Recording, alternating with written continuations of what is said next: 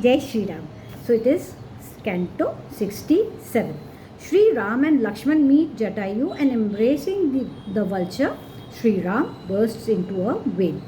Though elder, Sri Ram, for his part, who was capable of picking up the best part of everything, accepted when exhorted in the aforesaid words by Lakshman his beautifully worded and highly valuable advice. Controlling his highly intensified anger and leaning on his wonderful bow, the mighty armed Sri Ram spoke to Lakshman as follows: "What shall we do, my darling? And whither shall we go, O Lakshman? By what expedient shall we be able to see Sita in this forest? Ponder over this." To Sri Ram, who was stricken with agony as aforesaid, Lakshman replied as follows: "You would do well to search this region of Janasthana alone, which is full of numerous ogres and covered with trees and climbers of every description. There are many mountain gorges, chasms, and valleys, as well as fearful caves of various kinds crowded with herds of beasts of different species, nay, habitats of kinnars and dwellings of Gandharvas. You would do well to ransack these strenuously with me, richly endowed with intelligence, high-souled jewels among men like you are never shaken by calamities any more than mountains by blasts."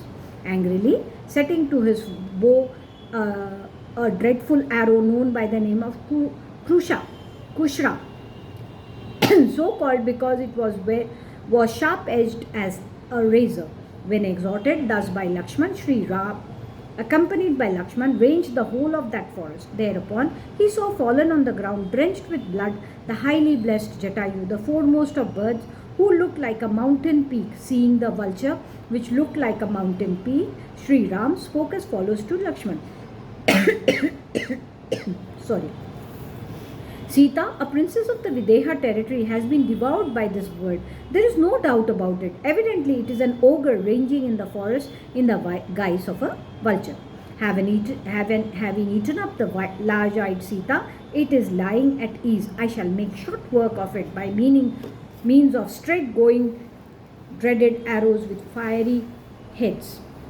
Saying so, and angrily settling an arrow going by the name of Shura to his bow, Sri Ram rushed to see him, shaking as it were the whole earth bounded by the ocean. Vomiting, foaming blood, the aforesaid vulture submitted to the celebrated Sri Ram as son of Dashrath in the most piteous accent as follows: "That godly lady whom you are seeking in the great forest as one would a living, life-giving herb, as well as my life, both have been snatched away by Ravan, O child blessed with long life. Bereft of you, as well of Lakshman, O scion of Raghu, the queen was seen by me being carried away by Ravan of superior might. I flew to the succor of Sita as soon as I heard her cry, and in the course of the struggle that ensued with the powerful ogre Ravan, my lord fell down on the earth's surface with his chariot and canopy shattered. Here is his broken bow, and here are his arrows reduced to splinters, and here, O Ram, is his chariot of war smashed by me in the contest. Here again is his charioteer lying slain on the ground with a stroke of my wings, severing with his sword both my wings, exhausted as I was, and taking Sita, the princess of Videha kingdom, Ravan eventually flew in the air. You ought not to kill me, who stand already slain by the ogre." Abandoning his mighty bow on coming to know his pleasing story, connected as it was with Sita, and embracing Jatayu, the king of vultures, Sri Ram for his part fell down to the ground, having lost his control over himself. Nay, though very resolute, he cried with Lakshman, afflicted as he was with double agony. Distressed to perceive the vulture lying all by himself in a precarious condition on a narrow passage accessible to only one man, and drawing a deep breath again and again, Sri Ram spoke as follows to Lakshman, son of Sumitra: "My sovereignty is lost. Exiled to the forest has been forced on me. Sita too has disappeared, and the bird, my great ally in the forest, has all but died. Such is my misfortune, which can surely consume even fire itself that consumes all. Even if I were to cross the ocean full to the brim, just to refresh myself and assuage my feelings towards even the ocean, the lord of rivers, will surely dry up due to my misfortune. In this world, comprising the animate and the inanimate beings, there is none more unlucky than myself, by whom this great trap in the shape of adversity has been found. Due to averseness of my fate alone, this friend of my father, Jatayu, the king of vultures, though possessed of extraordinary might, lies mortally wounded on the ground. Having spoken thus, Sri Ram with Lakshman stroked Jatayu again and again, showing filial affection to him. Embracing the aforesaid king of vultures, whose wings had been lopped off and who was lying bathed in blood, and uttering the words, "Where has the priceless princess of Mithila, who was dearly to me as life, gone?" Sri Ram sank down on the earth. Thus ends Canto 67 in the Aranyakand of the glorious Ramayan of Valmiki, the work of a rishi and the oldest epic. Now we begin Canto 68. Jatayu gives up the ghost and is cremated by Sri Ram. Perceiving the aforesaid vulture struck down on the earth by fierce ogre Ravan, Sri Ram for his part spoke as follows to Lakshman, who was richly endowed with a friendly spirit towards all. Mortally struck by the ogre in an encounter while striving in my interest, this bird Jatayu is surely giving up the ghost for my sake alone. Life in this body of Jatayu, O Lakshman, is very faint, and he is getting speechless by degrees as he is gazing on us wildly. Turning towards Jatayu, if you can utter a word again, speak something more about Sita and also as to how you came to be killed. May all be well with you. What did Ravan bear away the noble lady, and what offence was given to him by me, in consideration of which my darling was blown away by Ravan? How did that soul captivating moon-like face appear, and what words were uttered by Sita at that moment, O jewel among birds? How powerful is that ogre? How does he look, and what are his doings? Also, where is his home, dear uncle? Answer me as I question you.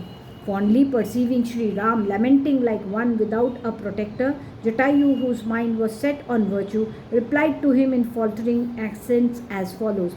Falling back upon extensive conjuring tricks, ushering a storm and a cloudy weather, Sita was borne away by the evil-minded Ravan, the ruler of ogres. Lopping off my wings, exhausted as I was, O dear one, and taking Sita, a princess of the Videha territory, the night stalker departed with his face towards the south. My senses are becoming dull and my vision is growing unsteady. I perceive the trees made of gold with hair resembling the usira grass growing on their tops. The owner of a treasure wantonly lost during the hour in which Ravan departed taking Sita is able to recover it speedily. It was an Vinda by name. Ravan, however, did not know it. O scion of Kakushta, having borne away your beloved spouse Sita, Ravan, the king of ogres, will perish very soon as a fish on swallowing a hook. Nor should anxiety be felt by you on the score of Janak's daughter, for having killed him soon in the van of fight, you will feel happy with Sita, a princess of the Videha territory. While the vulture, who remained undeluded, even though dying, was replying to Sri Ram, blood with pieces of flesh flowed from his mouth. He, Ravan, is a son of sage Visrava, himself and a half-brother of Kuber, the firstborn of Visrava. Saying so, Jatayu, the king of birds, yielded up his life, which was difficult to retain. In the presence of Sri Ram, who went on saying, "Speak, speak," with joined palms, as a mark of respect to his father's friend, the life breath of the vulture rose to the skies, leaving his body. Dropping his head on the ground, nay, stretching his legs and throwing his body back, Jatayu sank on the earth's surface. Gazing on the aforesaid vulture with coppery eyes, who looked like a mountain, his life having departed, Sri Ram, who was weighed down by numerous misfortunes, spoke as follows to Lakshman, the son of Sumitra. His body has been shed here by this bird, who lived happily in the Dandak forest, the home of ogres, for many years. This vulture, for his part, who lived many years and thrived for a long period, is lying killed today. Indeed, the time spirit is difficult to overcome. Behold, O Lakshman, how this vulture, who rendered good offices to me and rushed to the succor of Sita, has actually been killed by Ravan, of superior strength. Having renounced the mighty rulership of vultures inherited by him from his forefathers, this king of birds has laid down his life for my sake. Indeed, pious and valiant souls practicing virtue and worth approaching for protection and are found everywhere, even amongst those belonging to the subhuman species, O Lakshman. Nay, agony caused by the abduction of Sita does not pinch me so much, O gentle brother, as the death of this vulture, and that too for my sake, O scorcher of foes.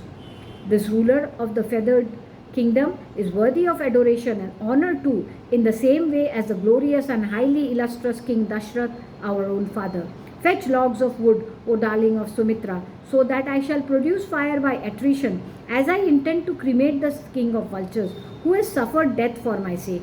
I will place the lord of the feathered kingdom on a funeral pyre, and will then set fire to this bird killed by the fierce ogre, O darling of Sumitra. Turning to the vulture, duly permitted by me, ascend you to the unsurpassed realms. O king of vulture of extraordinary energy, nay, cremated by me, attain the destiny which is the lot of those given to the performance of sacrifices, and which is attained by him who has maintained the sacred fire all his life, nay, which is reserved for those who never retreat on the battlefield, and which is intended for those who make gifts of land. Saying so, and placing the king of winged creatures on the pyre, which was got ready in the meantime by Lakshman, and was thus lighted, distressed though he was, Sri Ram, whose mind was set on virtue, cremated him as one would cremate one's own kinsman, repairing to the interior of the forest along with Lakshman, and digging out bulky roots known by the name of Maharohi. The powerful Sri Ram, who then covered the ground with blades of sacred kusha grass with a view to offering them to the spirit of the deceased bird. Nay, tearing off the pulp of the Maharohi roots and kneading it into balls, the highly illustrious Sri Ram offered them to the soul of the cremated bird on the ground overspread with green kusha grass and lovely to look at. For the benefit of the bird, Sri Ram also uttered, they say, in a low voice, the body of those holy texts sacred to mains, which the Brahmanas recommend as conducive to the ascent of the spirit of a deceased mortal to heaven.